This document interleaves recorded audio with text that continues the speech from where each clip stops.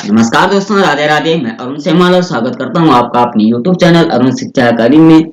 दोस्तों, जैसे कि देख रहे हैं आप, थंबनेल देख रहे हैं कि आज हम संपूर्ण रस का निचोड़ आपके सामने रखने वाले हैं। संपूर्ण रस का चैप्टर क्लोज करने वाले हैं। इससे संबंधित जो भी डाउट आपके मन में है उसको हम क्लियर करने वाले हैं। हिंदी ग्रामर रस परिचय आज हमारा चैप्टर 12 चल रहा है। इससे पहले चैनल पर नए हैं, प्लीज चैनल सब्सक्राइब जरूर करें, प्यारा सा कमेंट करते हुए अपने दोस्तों के साथ शेयर करते हुए। अगर आपने इससे पहले सेशन नहीं देखे हैं तो वो भी देख लीजिए, वो भी आपके लिए बेहद लाभकारी सिद्ध होने वाला है। चलिए आज के सेशन में आगे बढ़ते हैं। सबसे पहले जो है रस की बारे में जान लेते हैं। रस हिंदी व्याकरण और हिंदी साहित्य में पढ़ाए जाने वाला एक महत्वपूर्ण टॉपिक होता है। क्या होता है? रस क्या है? एक महत्वपूर्ण टॉपिक माना जाता है। जैसा आचार्य भरत मुनि ने, हमारे जो प्रसिद्ध आचार्य भरत मुनि रहे हैं, संस्कृत के लेखक रहे हैं, इन्होंने वर्णन किया है विभावानुभावा। ये जो उन्होंने रस की निष्पत्ति की है, रस की परिभाषा दी है, विभावानुभाव व्यभिचार संयोगाद्र निष्पत्ति। क्या कहा? विभावानुभाव व्यभिचारी संयोगाद्र सनस्पति। तो इन्होंने कहा है, अर्थात विवाह, अनुभाव तथा व्यभिचारी भाव, ये तीनों जो है विवाह, अनुभाव, व्यभिचारी भाव के मेल से रस की उत्पत्ति हुई है। इसका मतलब क्या कहेंगे कि विवाह, अनुभाव तथा संचारी भाव, ठीक है, संचारी भाव को व्यभिचारी भाव भी कहते हैं। संचारी भाव से दयालु व्यक्ति के मन में उपस्थित रति आदि भाव रस कहलाते हैं। जो आनंद की अनुभूति होती है वो रस कहलाती है। ठीक है, आपके समझ में आया? आगे रस के अंग देखते हैं, कौन कौन से अंग होते हैं रस के अवयव जो है। रस 4 प्रकार के इसके अंग होते हैं। कौन से? स्थायी भाव, ठीक है, बात करेंगे इस पर। संचारी भाव, इस पर भी बात करने वाले हैं। विभाव, इस पर भी बात करने वाले हैं। और अनुभव। स्थायी भाव क्या है कि उसका जो स्थायी 10 प्रकार के रस हम 11 प्रकार के रस हम आपको बताने वाले हैं। 9 इंपोर्टेंट होते हैं और 2 भरत मुनि और आचार्य जी के द्वारा बताए गए हैं। संचारी भाव, विभाव, अनुभव। विभाव के जो है 2 पार्ट होते हैं, एक आलंबन और एक उद्दीपन। आलंबन का मतलब हो गया जो हमारे मन में विषय है, आश्रय है। लेकिन उद्दीपन का मतलब हो गया हमारी चेष्टाएं, हमारे मन से निकलने वाले जो विचार उद्भव होते हैं, देश काल बाह्य वातावरण को देख करके हमारे मन में जो उद्घटित होता है, उससे जो हमें आनंद की प्राप्ति होती है, वो हो गया आपका उद्दीपन। और उसी प्रकार से अनुभव जो है, इसके 4 तत्व होते हैं, कायिक, वाचिक, सात्विक और आहर्य अनुभव। कायिक, वाचिक, सात्विक। सात्विक भी जो है इसमें रजोगुण, तमोगुण, सत्वगुण तीनों गुण आ जाते हैं। और ये जो है, ये सात्विक जो है, इसके भी 5 स्तंभ होते हैं। स्तंभ, स्वरमार्ग, रोमांच, विपधु, कंपन, वैदर्ण, अश्रु, प्रलय, स्वेद। ठीक है, तो इसके ज्यादा डिटेल में नहीं जाएंगे, इसके बारे में हम विस्तृत से पढ़ने वाले हैं। अभी तक चैनल सब्सक्राइब नहीं किया तो प्लीज चैनल सब्सक्राइब जरूर करें और कमेंट अवश्य करें कि आपको सेशन कैसा लग रहा है। इसकी पीडीएफ चाहे तो आप नंबर भी व्हाट्सएप पर इसके नीचे कमेंट में दे सकते हैं, आप वहां जुड़ सकते हैं, या आप हमारे टेलीग्राम चैनल पर भी जुड़ सकते हैं और आप हमारा व्हाट्सएप ग्रुप पे भी जुड़ सकते हैं। नीचे लिंक हमने दिया हुआ है, वहां आप जा सकते हैं। तो क्या कहा? रस के बारे में महान कवियों की पंक्ति है। क्या है? रस के महत्व को बताते हुए आचार्य भरत मुनि ने स्वयं लिखा है, नहीं रसाते कश्चिद अर्थ प्रवर्तते, नहीं रसाते कश्चिद अर्थ प्रवर्तते। और ऐसा ही विश्वनाथ, कविराज विश्वनाथ जो है, जिन्होंने साहित्य दर्पण महान काव्य का जो निर्माण किया है, उनकी रचना की है। तो क्या कहा? सत्वेद्र का कालखंडा स्वप्न प्रकाश नंदा चित्तमया, वेदांत स्पर्श शून्यो व स्वाद सहोदरा, लोकोत्तर चमत्कार प्राण कश्चित परमार्थि स्वकाराद भिन्नत्वेन नायका मस्वादे ते रसा।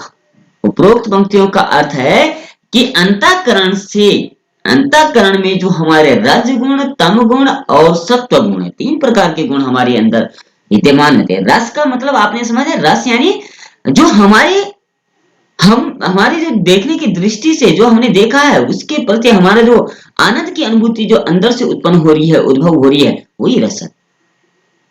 यानी हमारे शरीर में हमने जैसा दृश्य देखा उसी को देखते हुए हमारे अंदर क्या हलचल हो रही है, क्या प्रतिक्रिया व्यक्त हो रही है, कौन सा रस उत्पन्न हो रहा है, वही।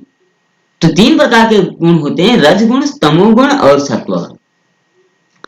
और सुंदर प्रकार से रस का साक्षात्कार होता है। प्रकृति के 3 गुण है, सतो, तमो और रजगुण, जिनकी बाह्य बात यहाँ की गई है, लेकिन तीनों श्रेष्ठ तमोगुण सतोगुण माना गया। सतोगुण क्या है?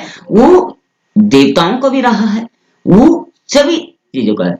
तो रज और तम गुण जो है इसमें कहीं ना कहीं थोड़ा सा क्या है, ये तामसिक प्रवृत्ति के विचार इसमें उत्पन्न होते हैं, ये हमारे विचारों से मिली हुई हैं। सत्गुण जहां होता है वहां जो है उसके अंदर जो है वो प्रकृति को जानने और समझने, ब्रह्मांड की शक्तियों को निर्धारित करने के लिए उसके अंदर जो है वो शक्ति डेवलप हो पाती है।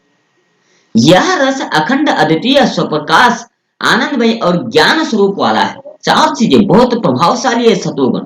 इसके लिए आपको सतोगुण बनने के लिए आपको धार्मिक प्रवृत्ति का बनना पड़ेगा। आपको जो है मांसाहारी आदि प्रवृत्ति से बचना होगा और सात्विक भोजन करने से ही सतोगुण की प्राप्ति होती है। आपके विचार भी वैसे होने चाहिए सतोगुण की तरह। यानी ऋषि मुनियों और समस्त देवी देवताओं को अंदर जो है सतोगुण विद्यमान होता है, तभी तो उसको अखंड यानी पूरी ब्रह्मांड का ज्ञान, पूरे विश्व का ज्ञान, पूरे संसार का सृष्टि का ज्ञान उसको हो जाता है। अद्वितीय शक्ति उसके अंदर आ जाती है, स्वप्रकाश उसका दिव्य चमकने लगता है, उसका माथा तेज चमकने लगता है, आनंदमय और खुद ही अंदर आनंद की अनुभूति होने लगती है। बाह्य आनंद नहीं, यानी रुपया पैसा घर जमीन जरूरत ये चीज, इसका आनंद नहीं, आंतरिक आनंद की प्राप्ति उसको होती है। और ज्ञान स्वरूप समस्त ब्रह्मांड का ज्ञान उसको हो जाता है, जिसके अंदर सत्व गुण की प्रवृत्ति होती है।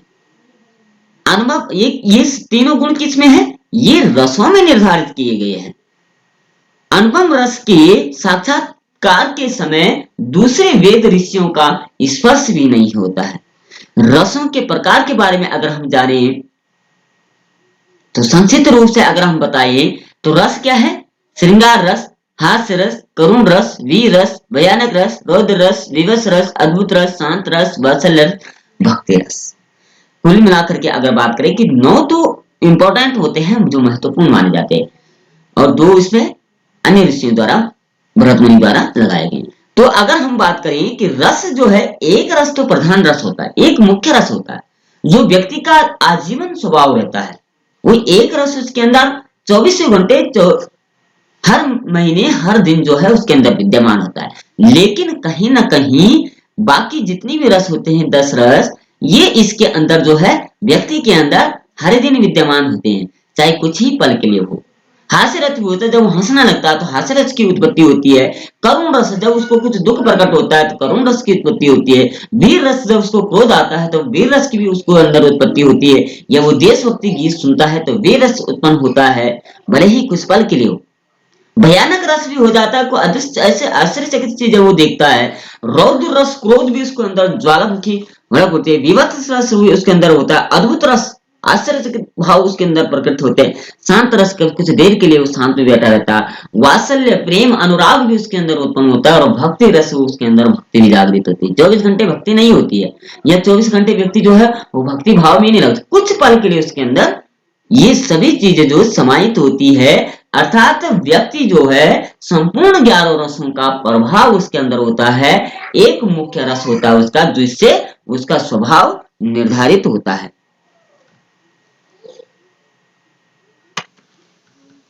अब इनके भावों के बारे में चर्चा कर लेते हैं। सबसे पहले आता है स्थायी भाव। स्थायी भाव क्या होता है ये हम जान लेते हैं, जिस पर हमने ऊपर बात की थी। स्थायी भाव 4 अंग इसके बताए थे: स्थायी भाव, संचारी भाव, विभाव और अनुभव। सबसे पहले स्थायी भाव के बारे में जान लेते क्या होता है। स्थायी भाव का अभिप्राय है प्रधान भाव, मुख्य भाव। रस की व्यवस्था तक पहुंचाने वाले भाव को प्रधान भाव कहते हैं। स्थायी भाव काव्य या नाटक में शुरुआत में अंत तक होता है। स्थायी भाव, स्थायी मतलब जो आजीवन बना हुआ है, नाम ही उसका स्थायी भाव, जो स्थायी रूप से उसके अंदर विद्यमान है। स्थायी भावों की संख्या 9 स्वीकार की गई है। स्थायी भाव की ही रस का आधार है। एक रस के मूल एक ही स्थायी भाव। क्या कहा? कहने मतलब यह है कि स्थायी भाव स्थायी तो होता है, वो हटते नहीं है। और मुख्यतः 9 रसों की बात की है, और 9 रसों से ही 9 का 9 स्थायी भाव होता है, एक रस का एक स्थायी भाव होता है। रसों की संख्या 9 मानी है, इसलिए इसे नवरस भी कहा जाता है। मूलतः 9 रस ही माने जाते हैं। बाद के आचार्यों ने 2 और भावों को, यानी वात्सल्य और भगवत, वात्सल्य रस और भक्ति रस को भी स्थायी भाव की मान्यता प्रदान की है। इस प्रकार स्थायी भावों की संख्या 11 पहुंच जाती है, जिससे रसों की संख्या 11 होती है। चलिए ये रस स्थायी भाव कौन कौन से होते हैं ये देख लेते हैं। रस और उनके स्थायी भाव। श्रृंगार रस सबसे प्रधान रस और सबसे मुख्य रस जो माना जाता है, श्रृंगार रस माना जाता है। अभी इसके बारे में विस्तृत चर्चा करेंगे। इसका श्रृंगार भाव का जो होता है रति, और श्रृंगार भी 2 प्रकार के माने जाते हैं, वियोग और संयोग। इसके बारे में भी चर्चा करने वाले आगे। श्रृंगार रस का रति माना जाता है। रति का अर्थ होता है प्रेम, प्रेम में लीन होना। हास्य रस, हास्य इसका श्रृंगार स्थायी भाव होता है। करुण का शोक होता है, रौद्र का क्रोध होता है, अद्भुत का विस्मय होता है, वात्सल्य का स्नेह होता है, विवश का घृणा होता है, शांत का निर्वेद होता है, वीर रस को उत्साह रस और भक्ति रस का अनुराग होता है। ठीक है, और 11वां जो आता है ये इसी में आता है। ठीक है, आगे बात करते हैं दूसरे नंबर का जो आता है विवाह। ठीक है, विवाह पर हमने चर्चा की थी। दूसरा अंग जो उसका आता है विवाह। ठीक है, क्रम आगे पीछे हो सकता है। विवाह पर बात करने वाले हैं। जिस वस्तु या व्यक्ति के प्रति वह भाव प्रकट होता है उसे विवाह कहते हैं। भाव प्रकट होना। जैसे विवाह के 2 प्रकार होते हैं, आलंबन विवाह और उद्दीपन विवाह, जिसके कारण प्रति हृदय में स्थायी भाव उत्पन्न होता है उसे आलंबन विवाह, जिसके कारण के प्रति हृदय में स्थायी भाव, स्थायी रूप से बना हुआ, हम माता पिता मेरे प्रिय है, तो स्थायी भाव वो कभी हटने वाले नहीं है। वो कितना भी कष्ट दे दे, कितना भी दुख दे दे, फिर भी प्रेम जो है वो आजीवन बना रहेगा। और उद्दीपन विवाह क्या कहता है? भावों को उद्दीप्त करने वाले कार्यों या वस्तुओं को उद्दीपन कहते हैं। ये आलंबन विवाह के सहायक एवं अनुवर्ती होते हैं। उद्दीपन के अंतर्गत आलंबन में चेष्टाएं, बाह्य वातावरण 2 तत्व आते हैं जो स्थायी भाव को और अधिक उद्दीप्त, प्रवृत्त एवं उत्तेजित करता है। कहने का मतलब क्या है? प्रेम तो हमारे अंदर आजीवन था, लेकिन हमने एक सुंदरता आगे देख लिया। वो प्रकृति हो सकती है, या हम किसी से प्रेम करते हैं तो उसके प्रेम को देख करके हमारे अंदर जो उसके प्रति जो चेष्टाएं थी, जो इच्छाएं थी, वो जागृत हो गई। उसके लिए हम जो है समस्त संसार को भी छोड़ सकते हैं, माता पिता को भी कष्ट दे सकते हैं, या घर वालों को भी कष्ट दे सकते हैं। तो ये हो गया प्रेम। कौन सा? जो उत्तेजित प्रेम माना जाता है, जो बाह्य आवरण से हमें प्राप्त होता है। एक तो आलंबन विवाह क्या था? स्थायी था, वो समाप्त नहीं होगा, कष्ट कितने भी मिलेंगे। लेकिन उद्दीपन विवाह क्या है कि उसमें अगर कष्ट मिलेगा तो उसे छोड़ देंगे, लेकिन अगर वो आंखों को भा रहा है तो उसमें प्रेम चरम सीमा पर होगा। ठीक है, तीसरा आता है उद्दीपन अनुभव। अब अनुभव की बात करते हैं। आलंबन की चेष्टाएं, कोशिश करने के लिए इच्छा उद्दीपन के अंतर्गत मानी गई है, जबकि आश्रय की चेष्टाएं अनुभव के अंतर्गत होती है। आश्रय की चेष्टाएं अनुभव के अंतर्गत होती है। क्या कहा? अनुभव क्या बताया कि आलंबन की चेष्टाएं जो हम देख रहे हैं, कोशिश करने के लिए इच्छा उद्दीपन के अंतर्गत मानी जाती है, जबकि आश्रय चेष्टाएं अनुभव के अंदर होती है। अब उद्दीपन जैसा हमने देखा वैसे जो है वो देख करके हमने सुंदर प्रकृति देखी, उसके प्रति हमारी इच्छा जागृत हुई कि काश ये प्रकृति में मेरा घर होता, मेरा आश्रय होता, मेरा आजीवन यहाँ रहना होता। और हम वहां से हट जाएंगे, फिर चेष्टा भी हट जाएगी। लेकिन अनुभव क्या है, वो हमने अनुभव किया, आजीवन हमारे अंदर वो अनुभव रहा, हमारी आंखों में वो बसा हुआ है, चित्र छपा हुआ है कि ये क्या है, ये अनुभव के अंतर्गत आती है, जो हमें दूर रहकर भी उसके प्रेम को उद्धृत कर रहा है, उसके प्रति हमें उत्तेजित कर रहा है, उसके प्रति हमारे अंदर चेष्टाएं उत्पन्न कर रहा है, वो अनुभव आ गया। चौथे नंबर का होता है संचारी भाव। संचारी भाव अथवा इसको व्यभिचारी भाव कहते हैं। स्थायी भाव को पुष्ट करने वाले संचारी भाव कहलाता है। स्थायी भाव कौन से बताए थे हमने? स्थायी भाव हमने बताए थे कि जो प्रधान भाव है, जो हमारे अंदर विद्यमान है, जो कभी समाप्त नहीं होने वाला, जो कभी दूर नहीं होने वाला, जिसमें किसी भी प्रकार की बाधा उत्पन्न नहीं होने वाली, वो आ गए स्थायी भाव। स्थायी भाव को पुष्ट यानी आगे धकेलने के लिए, आगे बढ़ाने के लिए संचारी भाव कहलाते हैं, संचारी भाव का प्रयोग होता है। ये सभी रसों में होते हैं, यानी संचारी भाव जो है ये सभी रसों में पाए जाते हैं। इनमें व्यभिचारी भाव भी कहा जाता है, इनकी संख्या 33 मानी जाती है। ठीक है, इसके लिए भी हम अलग से एक वीडियो लाएंगे। इसमें अगर इसको 33 संचारी भाव को अगर बताएंगे तो वीडियो लंबी हो जाएगी। इसके लिए आपको चैनल सब्सक्राइब करना होगा। इसके तुरंत बाद हम इसकी 33 जो इसकी संख्याएं इसको जरूर लेके आएंगे। दूसरा भाग हमारा होगा 33 जो है व्यभिचारी भावों की संख्या। ठीक है, अब क्या कहा, रसों के प्रकार। ठीक है, रसों के प्रकार हमने वैसे ऊपर देख लिया। श्रृंगार रस हो गया, विवश रस, हास्य रस, करुण रस, वीर रस, भयानक रस, रौद्र रस, विवश रस, अद्भुत रस, शांत रस, वात्सल्य रस, भक्ति रस। ठीक है, अब इसके बारे में डिटेल से जानते हैं। श्रृंगार रस क्या होता है, अभी हमने ऊपर बात की थी।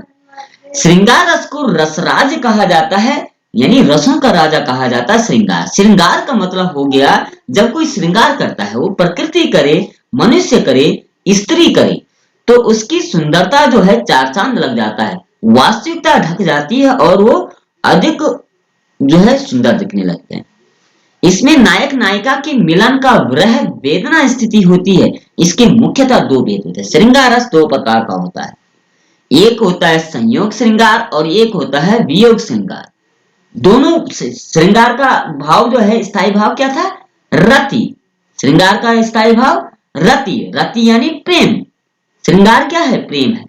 अब प्रेम दो प्रकार का होता है, एक होता है संयोग श्रृंगार और एक होता है वियोग श्रृंगार। संयोग श्रृंगार की बात करते हैं पहले। जब नायक नायिका के मिलन की स्थिति को व्याख्या होती है, वहां संयोग श्रृंगार कहा जाता है। इस श्रृंगार में रुकावटें भी आती है। ये श्रृंगार, ये जो प्रेम होता है संयोग प्रेम, इसकी वास्तविकता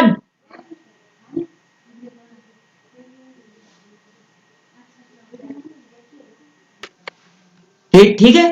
सबसे पहले हमने क्या कहा, संयोग श्रृंगार जो है ये नायक और नायिका यानी एक लड़की और लड़का जो है जब आपस में मिलते हैं तो उनके अंदर जो भाव उत्पन्न होता है, जो प्रेम उत्पन्न होता है, वो चरम सीमा उसकी होती है। उस प्रेम की कल्पना नहीं की जा सकती है। वो समस्त संसार को त्याग देने की बात करते हैं, वो घर परिवार को त्याग देने की बात करते हैं। वो क्योंकि प्रेम, उसका प्रेम के आवेश में वो इस तरीके से पागल हो जाते हैं। लेकिन इस प्रेम में जो है वो रुकावटें भी हो सकती है, कभी अगर विघ्न आ गए तो वो दूर भी हो सकते हैं। यानी इस प्रेम की शक्ति जो है वो कमजोर मानी जाती है। लेकिन वियोग श्रृंगार क्या है, विप्रलंब श्रृंगार, जहां नायक नायिका के विरह संयोग वेदना मनोदशा की व्याख्या होती है, वहां वियोग होता है। वियोग श्रृंगार क्या है, ये सबसे प्रसिद्ध प्रेम माना जाता है। इस प्रेम में किसी भी प्रकार का विघ्न नहीं आता है।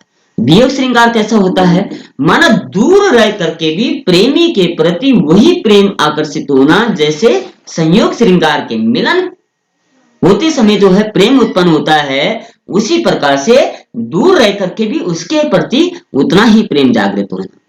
संयोग श्रृंगार में क्या होता है, जब आप आमने सामने होते हैं तभी प्रेम जो है वो अधिक प्रभावशाली होता है। लेकिन वियोग श्रृंगार क्या कहा गया है, जब आप आमने सामने हो तब भले ही आपका प्रेम कम हो, लेकिन जब आप दूर है तब अपनी प्रेमिका के प्रति उसका प्रेम जो है वो अधिक विस्तारित हो रहा है, अधिक उसके प्रति आकर्षकता हो रही है, अधिक उसके प्रति जो है वो विचार बन रही है।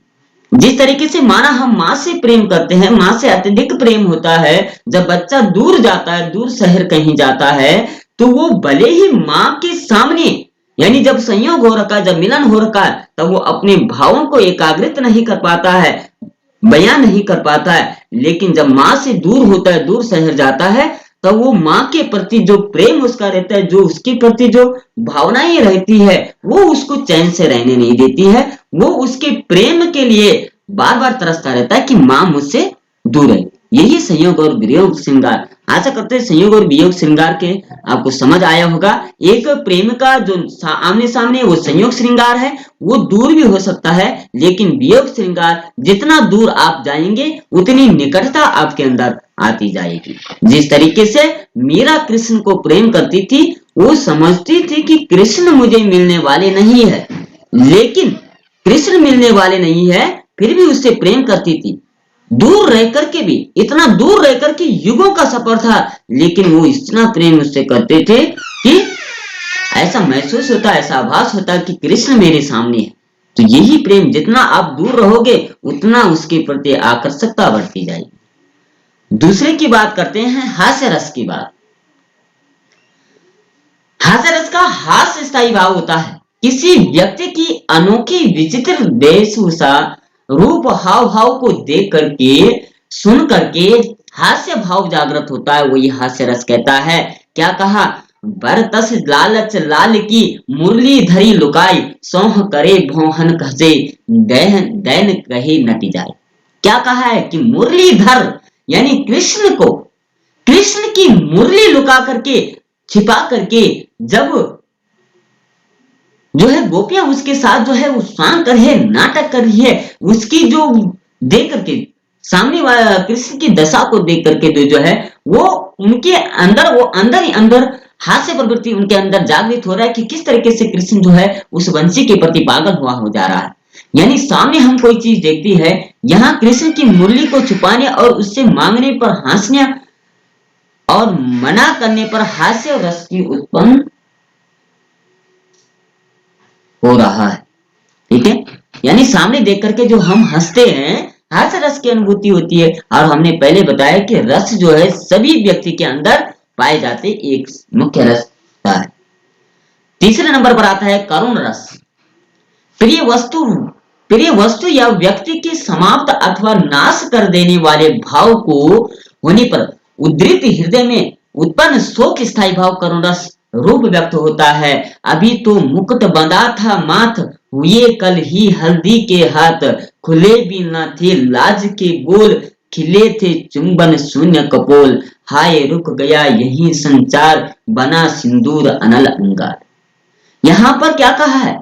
एक सुहागन के बारे में बताते हुए कहा कि अभी तो उसके हाथों में हल्दी लगी थी, मेहंदी सजी हुई थी और बोलने में भी शर्म थी। उसके माथे का सिंदूर उसके पति के मरने के कारण लाल अंगार बन गया है। यानी कई बार क्या होता है, हम सुनने में देखते हैं कि अभी अभी जो है वो कुछ ही महीने हुए थे, कुछ महीने तो बहुत दूर की बात, कुछ ही दिन हुए थे, शादी हुई है और वो शहीद हो गया सीमा पर। तो यही हो गया कि करुण रस उत्पन्न होना। यानी हमारा प्रिय जब है, हमारे प्रिय जो है, हमारा निकटी जो है, हमारा संबंधी जो है, हमारा मित्र जो है हमसे जब दूर चला जाता है, इतना दूर की द्वारा आ न सके, तो उसके प्रति जो करुण रस, जो भाव उत्पन्न होता है, उसे करुण रस कहा जाता है। ठीक है, आगे बात करते हैं वीर रस की।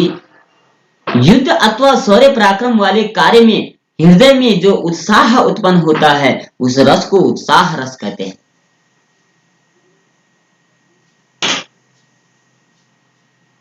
ठीक है, उस रस को उत्साह, वीर, उत्साह। ये सारते है द्रोण क्या देवेंद्र भी आकर लड़े, खेल है खेल क्षत्रिय बालकों को व्यूह वेदन कर लड़े, मैं सत्य कहता हूँ सके सुकुमार मत जानो मुझे, यमराज से भी युद्ध में प्रशस्ति सुधा जानो मुझे। यहाँ पर श्री कृष्ण ने अर्जुन से कहे गए शब्द वीर रस का कार्य किया। जब अर्जुन कहता था कि मैं युद्ध नहीं कर सकता, मेरे सामने जो है मेरे अपने सगे संबंधी है, मेरे मित्र है, मेरे भाई है, मेरे चाचा ताऊ है, उनका मैं श्रृंगार नहीं कर सकता, तब क्या कहा था कि तुम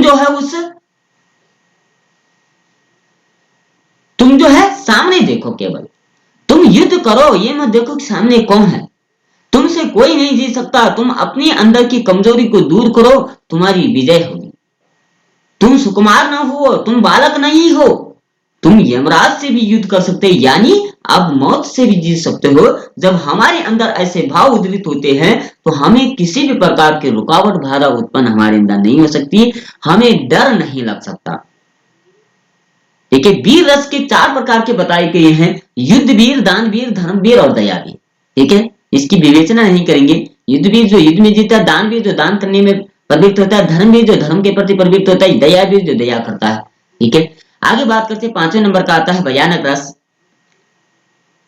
जब हमें भयावह वस्तु, दृश्य, जीव या व्यक्ति को देखने, सुनने, उसके स्मरण होने से भय नामक भाव प्रकट होता है, भयानक रस। ये बस भयानक रस की बात होती है। नभते झटपट बाज लकी, भूल्यो सकल प्रपंच, कंपित तन व्याकुल नयना, लावक हिल्यो न चंच। इस वाक्य में वातावरण में अचानक बदलने से शरीर में कंपन और आंखों में व्याकुलता के भाव भयानक रस दिखता है। जैसे माना क्या होता है, सर्दी का आगाज भी तुरंत हो जाता है। कैसे होता है कि अचानक से बहुत गर्मी हो रही थी और अचानक से सर्दी के मौसम में सर्दी की शरद ऋतु शुरू होते ही बरसात शुरू हो जाती है और दूसरे दिन से व्यक्ति जो है स्वेटर वगैरह निकालने लगता है। जो भाव उत्पन्न होता है, क्या कहा, यानी प्रकृति ने अपना आवरण बदल दिया तो व्यक्ति के अंदर जो है वो दिखने लग गया। यानी हम सामने भी जो चीज देखते हैं, हमने देखा सामने बाघ है, बाघ को देखते ही हमारे अंदर जो है, उस वस्तु को देखते ही हमारे अंदर झंझनाहट उत्पन्न होगी, हमारे शरीर में कंपन उत्पन्न हो गई। हम सर्दियों के मौसम में ठंडे पानी में कूद जाते तो पूरे शरीर में अकड़न हो जाती, कंपन हो जाती, उसको पानी को देखते ही हमारे अंदर कंपन होता है। यही भयानक रस होता है, जैसा हम देखते हैं वैसा होता है। ठीक है, 6ठे नंबर का आता है रौद्र रस। जिस स्थान पर हमें आचार्य की निंदा, देशभक्ति का भाव, अपमान होता है, वहां शत्रु से प्रतिशोध की भावना, क्रोध स्थायी भाव के साथ उत्पन्न होकर रौद्र रस के रूप में व्यक्त होता है। कहने का मतलब क्या है, पड़ोसी मुल्क अगर हमारे साथ हमारे भारतवर्ष के प्रति कुछ विचार, बुरे विचार व्यक्त करता है, ये उसको नुकसान पहुंचाने का कार्य करता है, तो उसके लिए जो हमारे अंदर आक्रोश प्रतिशोध की भावना जो उत्पन्न होती है, उसमें रौद्र रस उत्पन्न होता है। श्री कृष्ण के सुन वचन, अर्जुन क्रोध से जलने लगे, सब शोक अपना भूल कर करतल युगल मलने लगे, संसार देखे अब स हमारे, शत्रुओं रण में मृत पड़े, करते हुए घोषणा वो हो गए उधर करे। उस काल मारे क्रोध के तन कांपने उनका लगा, मानो हवा के जोर से सोता हुआ सागर जगा, मुकबाल रविमय लाल होकर ज्वाला सा बोधित हुआ, प्रलयार्थ उनके झेल मिस वहां, क्या काल ही क्रोधित हुआ। क्या कहा, यहाँ कृष्ण की निंदा और अपमान सुनकर कृष्ण में रौद्र रसवकी उत्पन्न हो रही है। कृष्ण के सुन वचन, अर्जुन क्रोध से जलने लगे, सब शोक अपना भूल कर करतल युगल करने लगे। कृष्ण के प्रति अगर क्या कहा, कृष्ण के प्रति अर्जुन जब कृष्ण के प्रति बुरे विचार सुनता है तो उसके अंदर जो क्रोध की भावना उत्पन्न होने लगती है। कहने का मतलब क्या है कि अगर हमारे पिता के लिए, हमारी माँ के लिए कोई बुरे शब्द कहता है, वो कितना भी कमजोर व्यक्ति क्यों नहीं है, उसके अंदर भी क्रोध उत्पन्न होगा, उसके अंदर डबल एनर्जी प्राप्त होगी और वो उसके साथ भिड़ने के लिए तत्पर होगा, क्योंकि वो हमारे अंदर स्थायी भाव है, वो हमारे अंदर आजीवन है, उस माँ के प्रति हमारे अंदर प्रेम है। इसलिए वो प्रेम जब उछाल मार रहा है तो सामने वाले को परास्त कर देगा। संसार देखे अब हमारे शत्रु रण में तृप्त पड़े, करते हुए घोषणा वे हो गए उठा करते। ठीक है, ये रौद्र रस के उत्पन्न होता है। आगे बात करते हैं, 7वें नंबर का आता है विभत्स रस। घृणित दृश्य को देखने सुनने से मन में उठा नफरत का भाव विवाह अनुभव से तृप्त होकर विविध रस की व्यंजना करता है। घृणित, सामने कोई गंदी चीज देख लेते हैं, घृणा हमारे अंदर उत्पन्न होती है। रक्त मांस के सड़े पंख में उमड़ रही है महाघोर दुर्गंध, युद्ध में हो उठी श्वासा, तैर रहे गल अस्थियां खंड सत, रुंड मुंड हद उत्सित कृम संकुल कदर्म में महानाश की। यहाँ पर मांस दुर्गंध आदि के कारण से उठी नफरत के भाव को विवश किया गया। यानी हम कहीं देखते हैं कि मांस पड़ा हुआ, कुछ व्यक्ति मांस को देखते हैं तो उसके अंदर झंझनाहट उत्पन्न होती है, घृणित के भाव उत्पन्न होते हैं और वो उससे आभास हो जाता है कि इस चीज को तुरंत दूर करो। गंदी चीज देखते ही जिस तरीके से फूल को देख करके हमारे अंदर नए नए विचारों का आवेश होता है, नई नई विचार, नई नई भावनाएं उद्रित होती है, उसी प्रकार से गंदी चीज को देखते ही हमारे अंदर के जो विचार, जो भावनाएं जो रहते हैं वो सब दूर हो जाते हैं। इसीलिए कहा है कि व्यक्ति को हमेशा अपने अंदर जो सकारात्मक भाव रखने चाहिए, ताकि क्या है कि उसके संबंध अच्छे हो पाए। गंदे विचार होंगे तो घृणित भाव होगा, यानी हमारे अंदर जो विचार है उसी तरीके हम समाज को देखते हैं। समाज गंदा नहीं है, हमारे विचार गंदे, इसलिए हम उसको देख रहे हैं। इसलिए कहा कि जैसी दृष्टि वैसी सृष्टि, जैसा आप देखते हैं संसार वैसा ही है, संसार वैसा नहीं जैसा आप देख रहे हैं। ठीक है, इसलिए कहा 8वां नंबर का आता है अद्भुत रस। जब हम कोई अद्भुत वस्तु, व्यक्ति अथवा कार्य को देखते हैं, आश्चर्य होता है, तब उस रस को अद्भुत रस कहा जाता है। एक अचंबा देखो रे भाई, ठाड़ा सिंचे चरावी गाय, जल की मछली तरवर व्याही, पकड़ी बिलाई मुर्गे खाई। क्या कहा? यह मछली के अद्भुत कार्य की उसे बिल्ली ने पकड़ा और मुर्गे ने खाया, कारण अद्भुत रस उत्पन्न हो गया। एक अचंबा देखो रे भाई, ठाड़ा सिंह चरावे गाय, ठाड़ा सिंह चरावे गाय, यानी गाय को खाने के लिए शेर दौड़ता है लेकिन वो गाय को चरा रहा है, अद्भुत हो रहा है। जल की मछली तरवर व्याही, जल में पड़ी हुई मछलियां जो है वो पेड़ों पर बैठी हुई है, शाखाओं पर बैठी हुई। पकड़ी बिलाई मुर्गी खाए, पकड़ा बिल्ली ने और खाया मुर्गी ने। तो ये क्या है? ये अद्भुत रस है। जब हम ऐसा देखते हैं, मानो कोई व्यक्ति बाहर से आता है और वो कहता है कि वहां रास्ते पर मुझे 10 करोड़ रुपए मिले, तो अद्भुत रस होगा, 10 करोड़ कौन छोड़ेगा? तो ये अद्भुत रस की उत्पन्नता हो गई, जो कभी नहीं हो सकता उस कार्य को बोलना, उस शब्द को बोलना। तो ये क्या है? चौंकाने वाली बात हो सकती है। ठीक है, आगे बात करते हैं। 9वां रस होता है शांत रस। वैराग्य भावना के उत्पन्न होने से अथवा संसार के असंतोष होने के शांत रस की क्रिया उत्पन्न होती है। ये शांत रस जो है ऋषि मुनियों साधु संतों में माना जाता है, जो बहुत कम बोलते हैं, जो बोलते ही नहीं है। कुछ संत तो ऐसे भी होते हैं जो बोलते ही नहीं है, यानी शांत रस उनका है। 24 पहर शांत रस का प्रभाव उतर का है। अन्य रसों का, सभी रसों का प्रभाव केवल ग्रस्त में हो सकता है, उसको क्रोध भी आ सकता है, विवश है, लेकिन ये शांत रस केवल संतों का होता है। बुद्ध का संहार त्याग, क्या भाग रहा हूं भार देख, तू मेरी ओर निहार देख, मैं त्याग चला निसहार देख। यहाँ पर बुद्ध के संचार त्यागने से उत्पन्न रस शांत रस कहा गया है। यानी गौतम बुद्ध जी ने जो है, महात्मा बुद्ध ने जो है संसार को त्याग लिया, सब कुछ त्याग लिया, यानी बाल्य अवस्था में ही सारी सुखों को त्याग करके केवल ज्ञान प्राप्ति के लिए जो है, संसार के भरण पोषण के लिए, संसार की जागृति कराने के लिए जो है वो शांत रस अपना लिया। 10वां रस होता है वात्सल्य रस। वात्सल्य का मतलब जो हमारे अंदर वास्तविक प्रेम, वास्तविक प्रेम यही माना जाता है। एक प्रेम क्या है?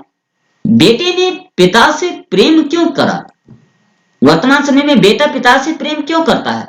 कि पिता के पास जो संपत्ति है वो मेरे लिए होगी, लेकिन वो प्रेम नहीं है, वो क्या? संयोग प्रेम है।